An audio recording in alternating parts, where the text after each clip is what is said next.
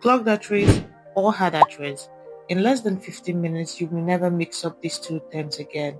Many nursing students and even health professionals confuse these two terms, but they are not the same.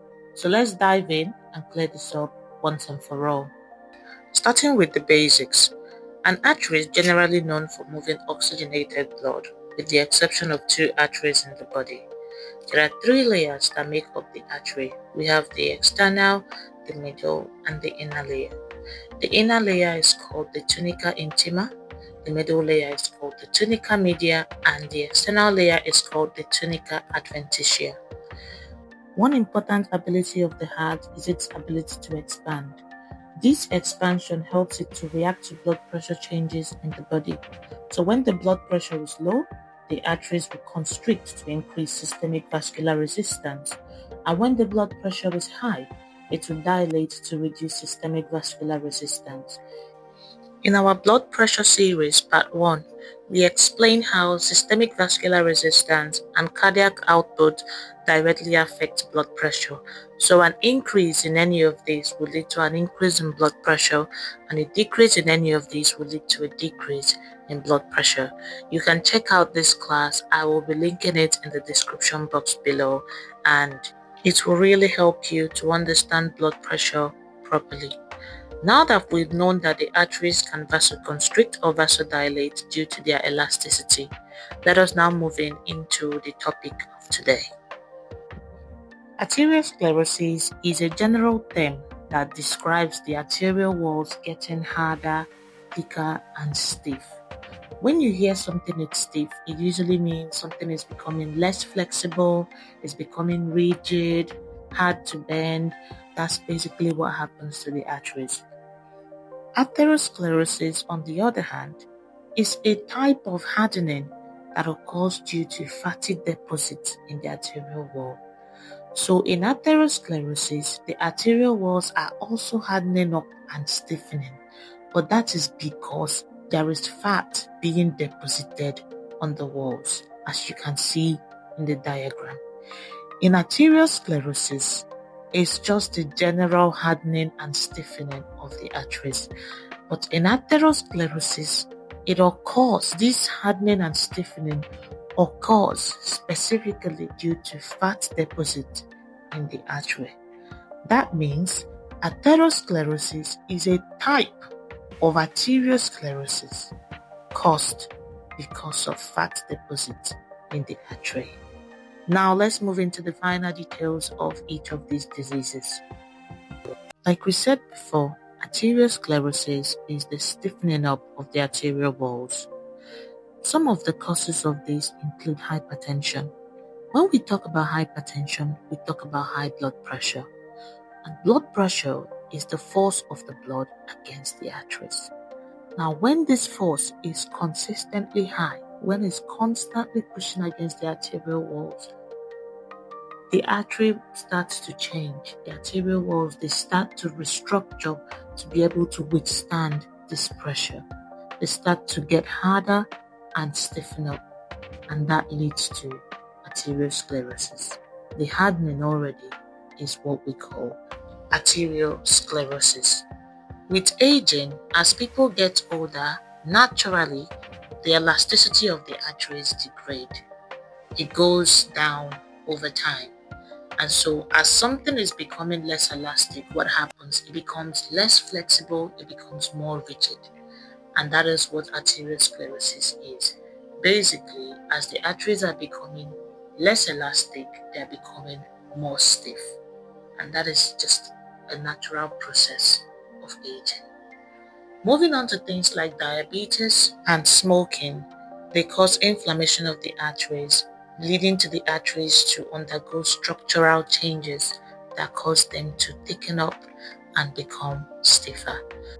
So this is how these causes can trigger arteriosclerosis. Arteriosclerosis can affect any artery, regardless of how big or how small it is. It can happen to any artery. When we look at the disease process, when we come to arteriosclerosis, it all starts with losing arterial elasticity. The way that I've explained how these causes lead to the artery losing its elasticity and becoming more rigid. Now, once this happens, once it loses its elasticity, it begins to get stiffer.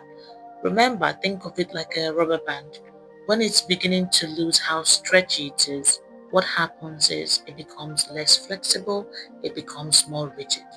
So loss of arterial elasticity will lead to stiffening and thickening of the arterial walls. Remember what we said in the beginning of this class.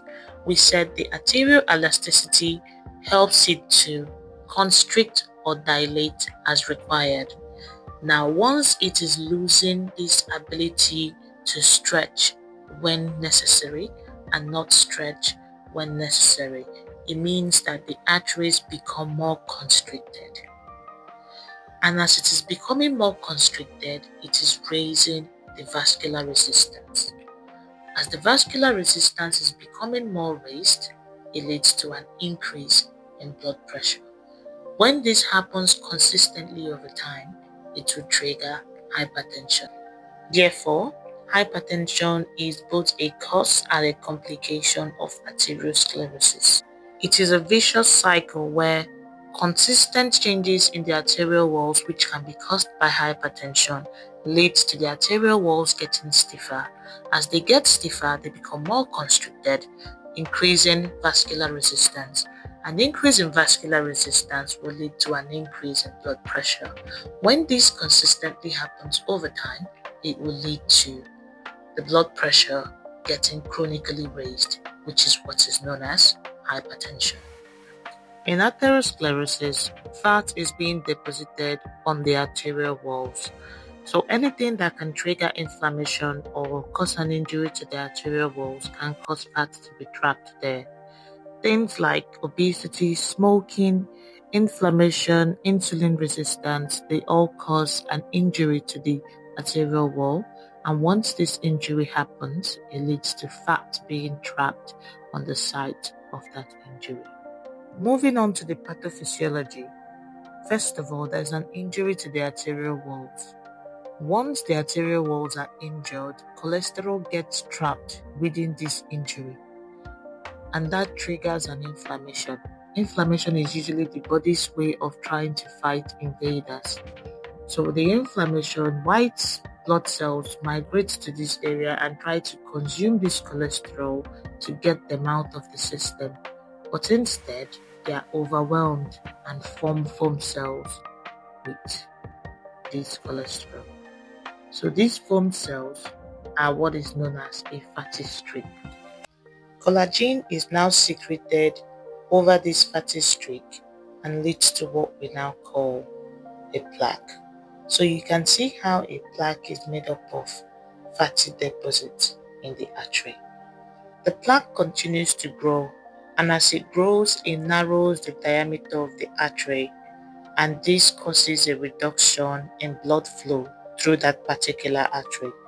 Once there's reduction in this blood flow, it triggers chest pain, limb pain, and that is from the muscles overworking themselves without adequate oxygen. Remember, oxygen is being supplied to the rest of the body through the artery because the artery brings in oxygenated blood. This plaque can continue to grow to the extent that it obstructs blood flow totally within the artery, or it can rupture and cause a clot, which will also obstruct blood flow within the artery as well. Depending on which artery that this occurs, that will now predict what kind of complication will follow. So if this is the coronary artery which supplies the heart, then we have a heart attack. If it's the carotid artery which supplies the brain, then we have a stroke.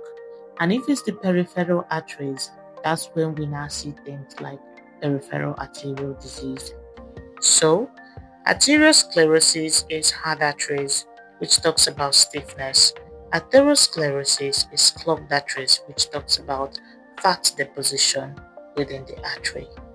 Arteriosclerosis is mostly caused by hypertension and aging, which trigger structural changes within the artery. Atherosclerosis, on the other hand, I want you to think about things that are related to fat. So obesity, diabetes, smoking, high cholesterol, these are the things that cause atherosclerosis. A complication that is mostly associated with atherosclerosis is hypertension. Whereas when it comes to atherosclerosis, because it totally blocks off blood supply, we have complications such as peripheral arterial disease, stroke, and heart attack. The most clinical significance of atherosclerosis is stroke, heart attack, and peripheral arterial disease, whereas when we talk about arteriosclerosis, we have hypertension. The only similarities between these two disease conditions are they both cause changes to the arterial walls and they also cause a reduction in blood flow. Let's look at the signs and symptoms. They both have similar signs and symptoms because they both cause reduced blood flow. I want you to remember it this way. When there is reduced blood supply, it means there is reduced oxygen and reduced nutrients getting to the organs of the body. Now remember, these organs need these resources to be able to perform their functions properly. So when these things are limited, it means the organs are now trying to perform their functions on less. That causes them to overwork themselves. This overworking produces pain. When this pain is in the heart, it is known as angina or chest pain. When it's in the legs, it's known as limb pain. And these are the two key symptoms of arterial and atherosclerosis. Another thing I would like you to note is this. This pain on the legs, it gets worse during activity. Remember, when you're being active, say you're walking or you're standing, your feet or your legs are demanding more oxygen to be able to help you stand, to help you move. And because they're demanding more oxygen, but there is less reaching them, it produces pain. However, when you're resting, there is not as much need for oxygen. So the muscles are not overworking themselves at that time. So that means the pain either stops or reduces significantly. This is what we call intermittent claudication. So I hope when next you hear intermittent claudication, your mind immediately goes to atherosclerosis. To diagnose arterial or atherosclerosis, looking at the physical history of a patient, your mind should start clicking to this could be arterial or atherosclerosis. So when patients are complaining of things like my legs hurt more when I walk, but when I'm resting, the pain is a lot better, or my chest is hurting, or you do their capillary refill and it is more than 4 seconds, or their blood pressure is high, that gives you an inkling as to this could be arterial or atherosclerosis. For more confirmation, a blood test can reveal high cholesterol. In addition to this physical history, that can let you know that if there is high cholesterol, then this is mostly tending towards atherosclerosis. To confirm ultimately, an angiography, which is usually a scan of the arteries using dye, will reveal a plaque formation in the artery. That would definitely say this is atherosclerosis. A Doppler ultrasound can also say there is reduced blood flow through the arteries because it will give weak pulses once you're getting to the point where there is reduced blood flow. We have talked about the complications in the pathophysiology. So let us look at a case study that will test our knowledge on what we've learned today and as well drive home the points that we've made today. Think about this scenario. A patient comes in, gives these complaints, you assess the patient and make these findings. And on looking at the medical history, this is what you find. The patient goes through an angiography and here are the results. I want you to think about this for a minute before looking at the questions. So did you get the answers right? Well, let me know in the comment section. Let's look at some tips that you absolutely need to remember for your exams. Once you hear arteriosclerosis, immediately think hypertension as a complication. Once you hear atherosclerosis, you think of stroke and heart attack. Remember, atherosclerosis, the deposits clog the artery. Arteriosclerosis, the arteries harden. Remember intermittent claudication as a key symptom of peripheral arterial disease. And once you hear this, your mind should go to peripheral arterial disease as well as atherosclerosis. Atheroma refers to a plaque. If you take away nothing from this video today, please remember this, because once you can remember this, when you hear these two conditions, you can immediately know what they mean, their symptoms and complications.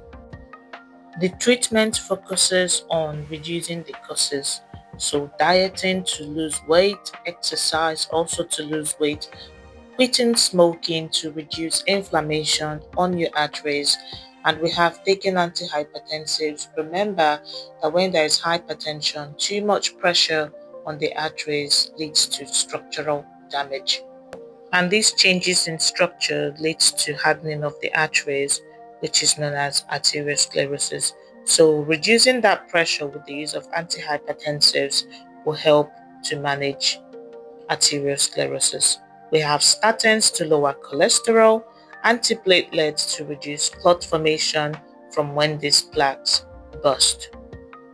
Surgical options focus on either removing the plaque or bypassing the artery that is severely damaged to connect to another patent artery. As a golden rule, because atherosclerosis is a type of arteriosclerosis, it means that all atherosclerosis can be called arteriosclerosis, but arteriosclerosis is not atherosclerosis. Arteriosclerosis is the general term for stiffness of the arteries. When this stiffness is caused by fatty deposits on the artery, it is now called atherosclerosis. If this video helped you to understand the difference between athero and arteriosclerosis, let me know in the comments. Also, if you're studying the cardiovascular system, you can check out my other nursing education videos. Don't forget to like, subscribe, and share this video to a fellow nursing student who needs to understand this difference as well. Thank you so much for watching, and I will see you in my next lesson.